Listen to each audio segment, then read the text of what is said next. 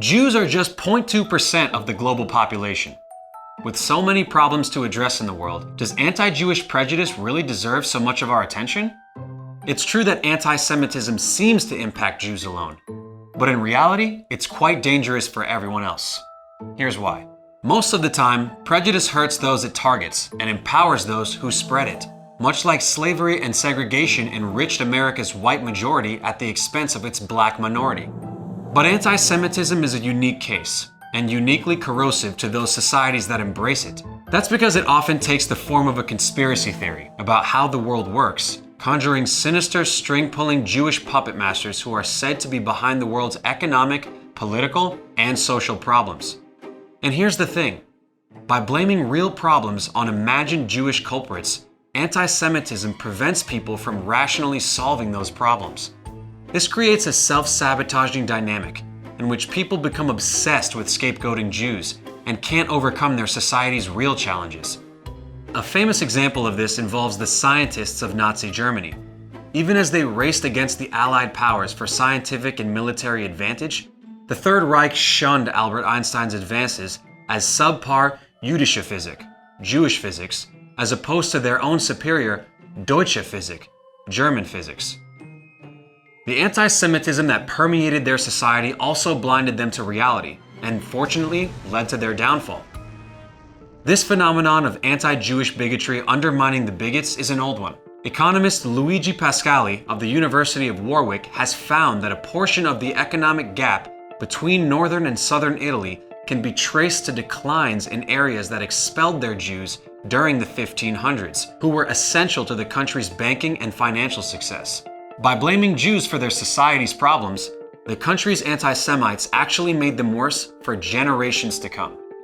Similarly, a 2017 National Bureau of Economic Research study found that families living in historically anti-Semitic German areas were less likely to invest in the stock market due to inherited anti-Jewish attitudes. Anti-Semites associate Jews with money and economic domination. As a result, they needlessly shun the stock market and fail to use it to their advantage.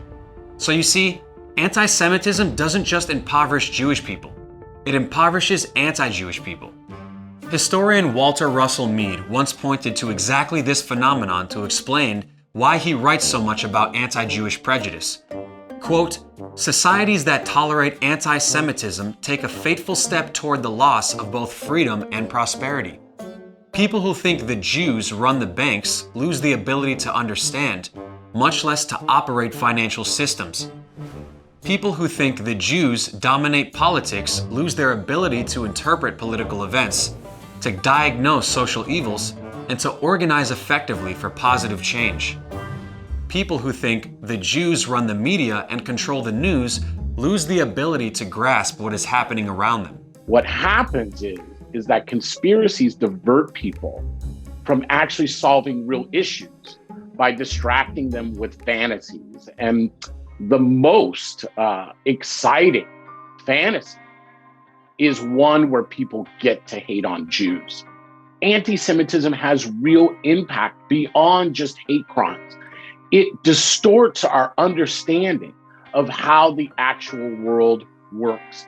It isolates us. It alienates us from our communities, from our neighbors, and from participating in governance.